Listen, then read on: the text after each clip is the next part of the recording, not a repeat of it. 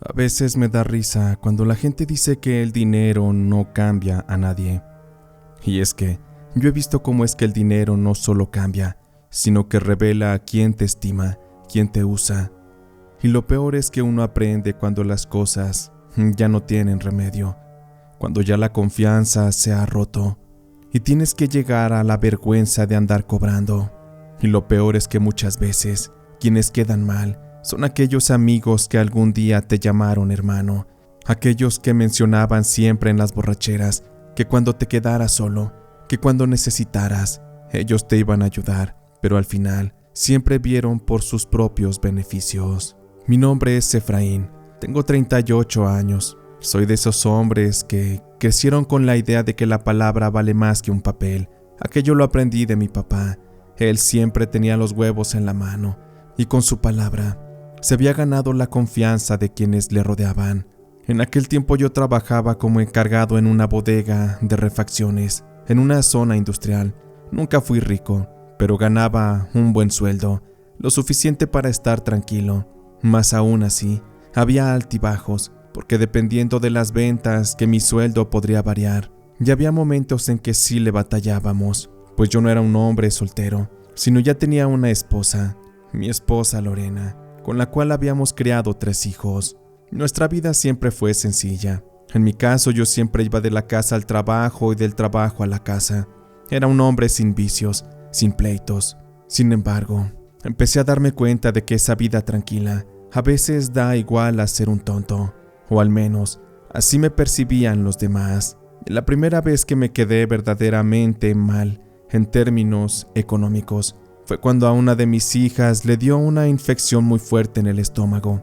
Era de noche, y cuando la llevé al seguro social, me dijeron que no había pediatra disponible, que tenía que esperarme, porque al parecer aquello no era de gravedad.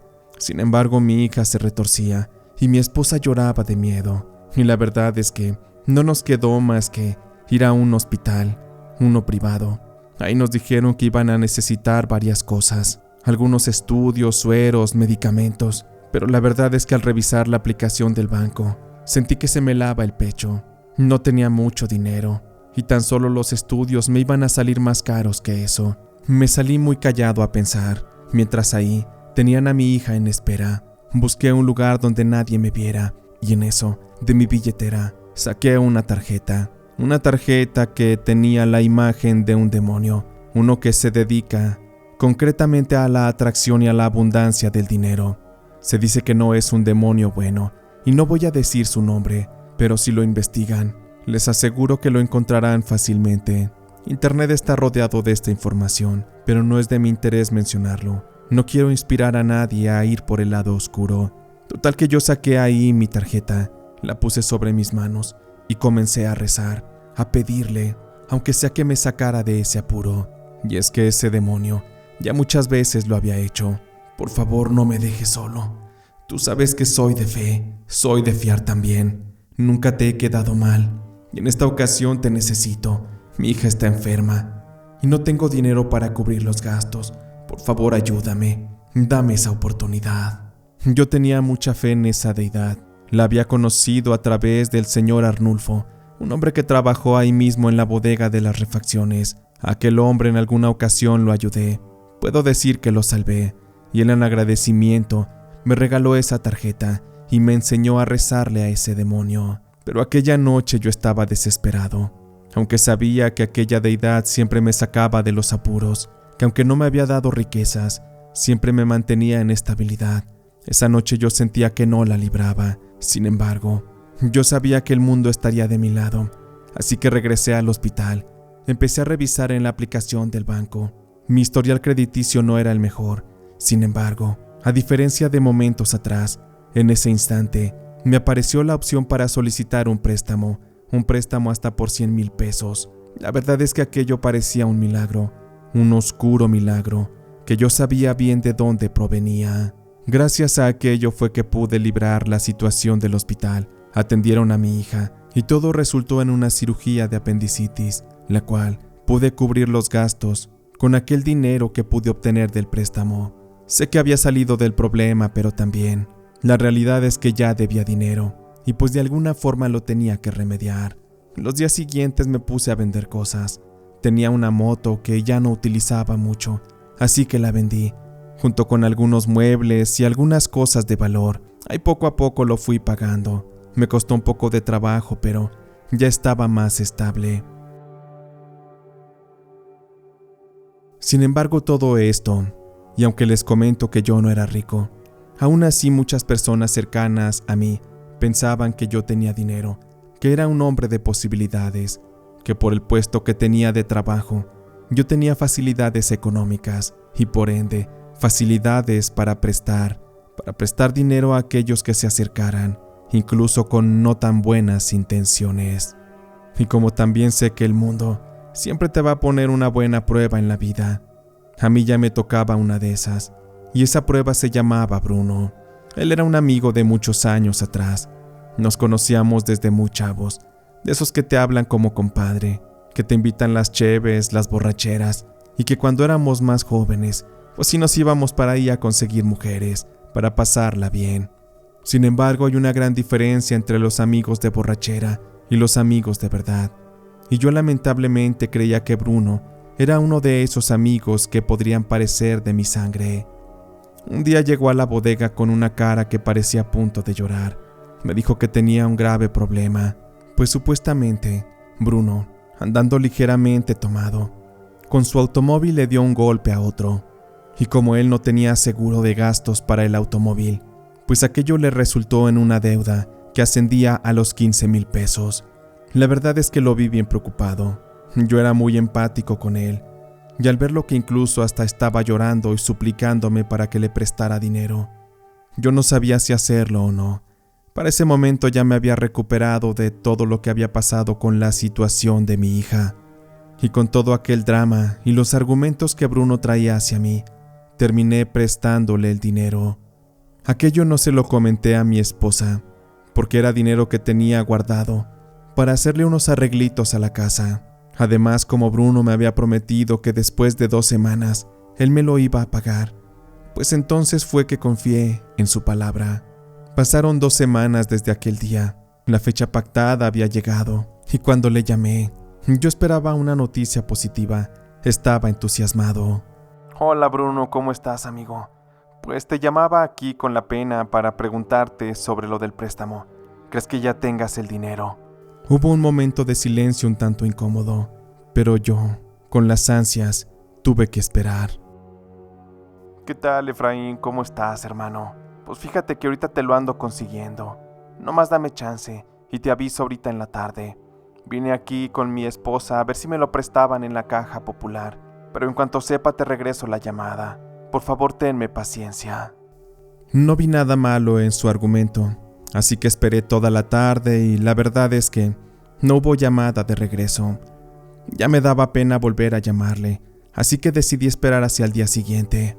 Una vez que llegó el día siguiente le volví a marcar a Bruno, pero no contestó. La verdad es que sentía pena, no sé por qué, pero es una realidad que el que presta dinero al final tiene que armarse de valor para cobrar. Eso es injusto, pero bueno, uno de pendejo que anda prestando. Eso sí es la realidad. Pasó una tercera semana y no me animaba a hablarle. Sabía que si él tuviera el dinero ya me lo hubiera mandado, así que me esperé prácticamente hasta la 4ª semana. Cuando le marqué, Bruno me contestó como si yo fuera un exagerado. Por favor, dame chance, Efraín. Tú bien sabes cómo está la cosa. Ahorita no me ha caído trabajo y en la caja no me quisieron prestar, pero vas a ver que en cuanto lo tenga yo te lo doy. Tú sabes que soy de fiar, que conmigo el dinero está seguro. Ahí me di cuenta de que las cosas ya no andaban bien, de que Bruno quería verme la cara de estúpido.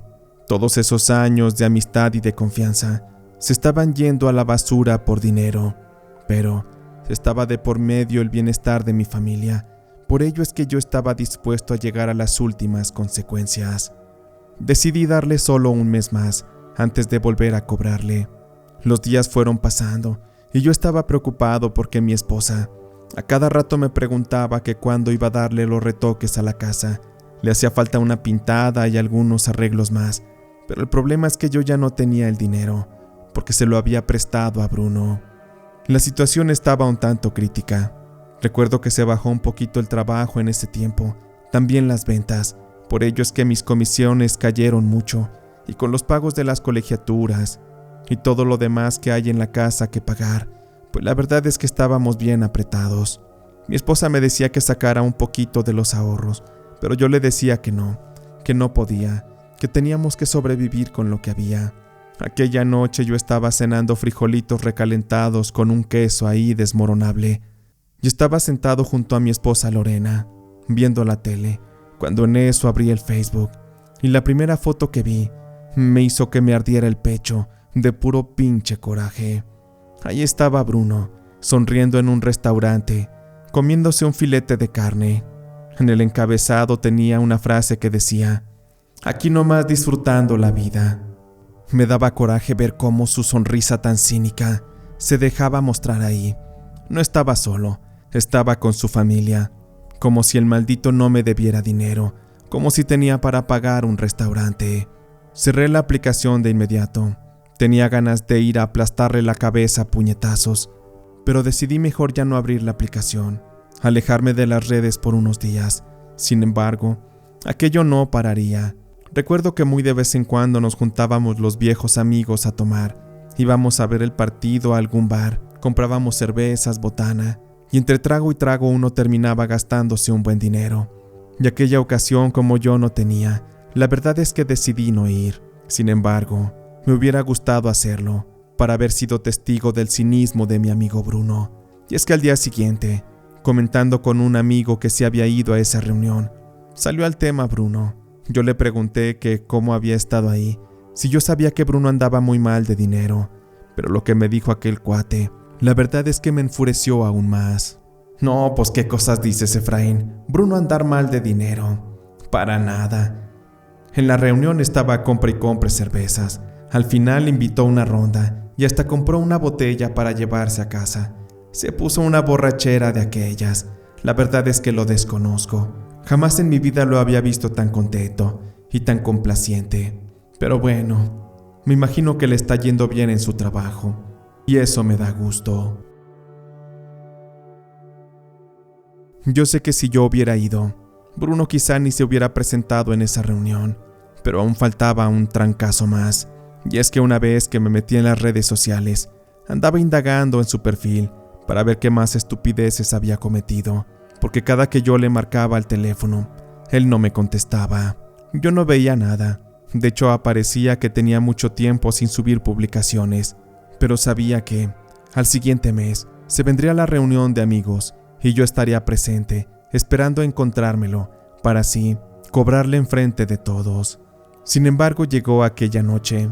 Yo estaba esperanzado de verle la cara, para partírsela en caso de que se negara a pagarme, pero para mi mala suerte Bruno no se presentó, y eso me dio mucho coraje. Sabía que el miserable se me estaba escondiendo para no pagarme, pero en eso, estando ahí en la reunión, uno de los amigos empezó a mostrar las redes sociales y nos dijo: ¿Ya vieron? ¿Por qué no vino Bruno?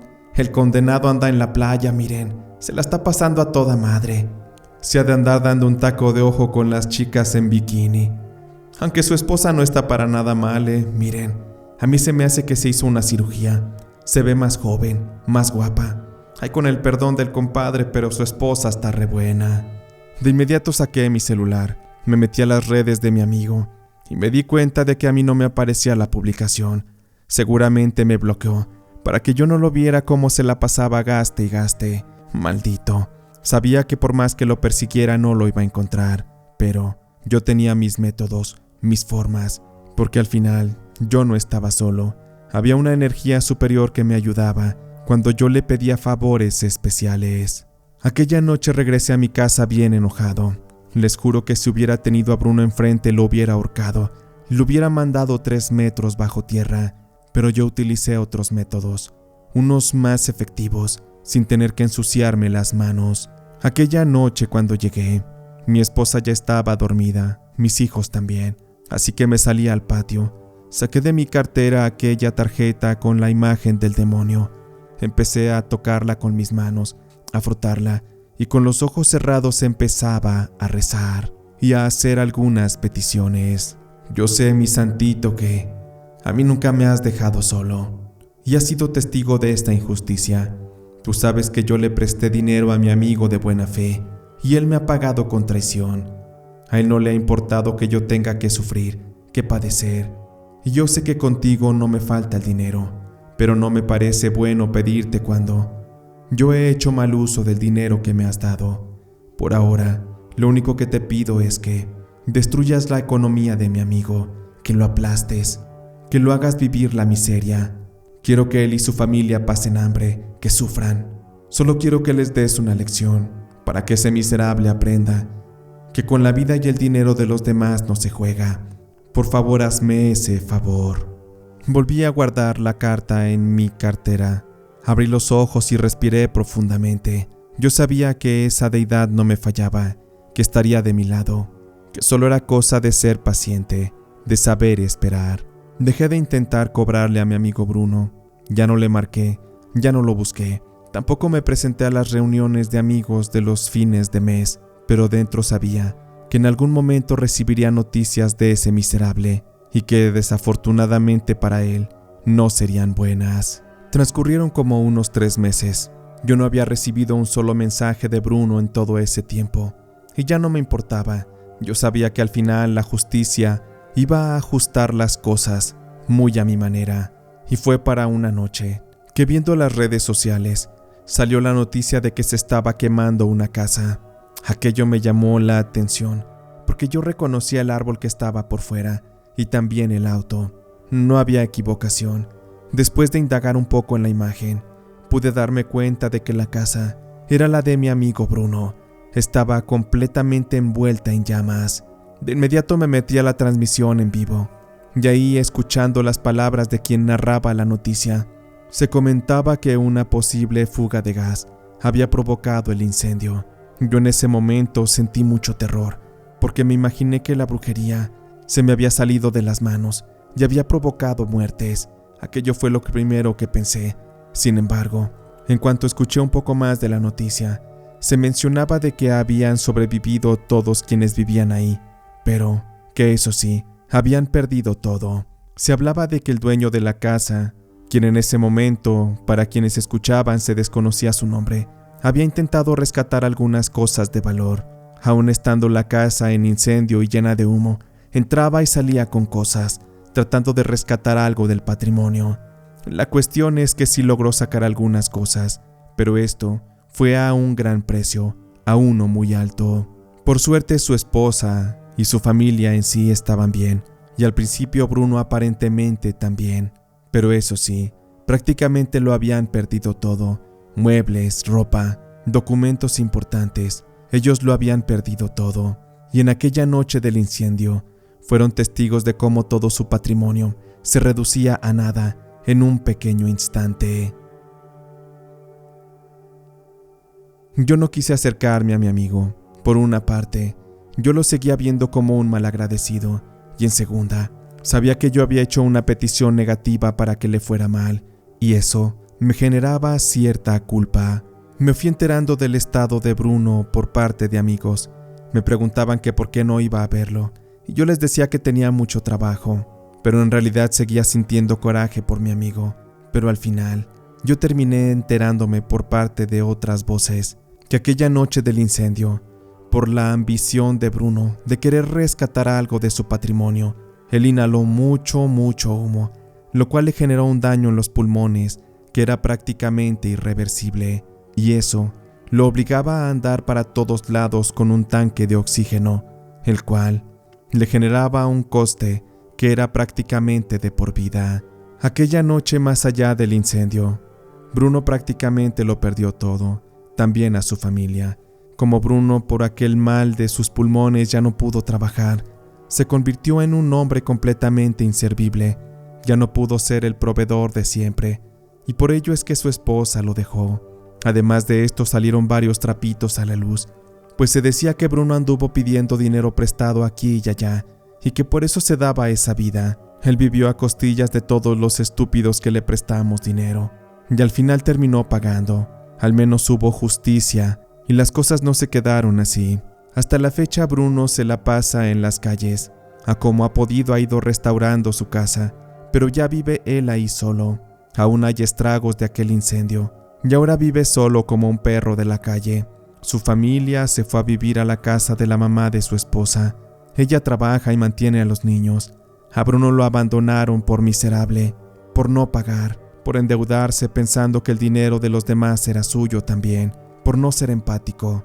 Al final las malas personas terminan pagando muy caro. Y Bruno, hasta hoy en día se dedica a pedir dinero en las calles. Siempre se le ve por ahí caminando, arrastrando su tanque de oxígeno en un pequeño carrito de mercado. La gente se apiada de él por su condición, pero yo cada que lo veo trato de evadirlo. No me interesa saber nada más de él, ni siquiera ayudarlo, aunque parezca rencor o resentimiento, pero de mí ya no merece ayuda.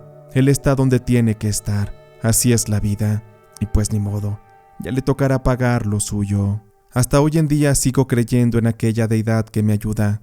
Me ha sacado de grandes apuros económicos, pero también me ha ayudado a desquitarme de aquellos que quieren pasarse de vivos conmigo. Yo no pienso tener piedad con nadie. Para mí primero está mi familia, está mi estabilidad. Hasta el día de hoy me he negado a ser el pendejo de todos. Eso ya nunca va a ocurrir, porque al final, si uno no se cuida, nadie va a hacerlo por uno. En esta vida hemos venido solos y así mismo nos vamos a ir. Por ello es que debemos aprender a ser autosuficientes, a crear nuestra propia fortaleza, a no depender de nadie, ni dejar que nadie dependa de nosotros. Cada quien tomará como quiera esta historia, pero esto es lo que he vivido, y sé que la brujería y las cosas oscuras siempre están ahí para quien quiera tomarlas, pero también es una realidad que eso trae consecuencias, y quizá yo en algún día he de pagar muy caro el precio de todo lo que he pedido, pero para ese momento, ustedes ni siquiera se darán cuenta. Por ello es que solo dejo aquí mi testimonio, dejo aquí mi palabra, como un acto que ocurre cada día, porque la brujería está en todas partes, y quizá, en este mismo instante, tú estés siendo trabajado o estés trabajando a alguien, porque la brujería es innegable, y la magia negra también, así como también es innegable que existen personas que nunca se van a preocupar por ti, y que en el fondo pueden verte pisoteado, aplastado, pero jamás moverán un dedo para ayudarte.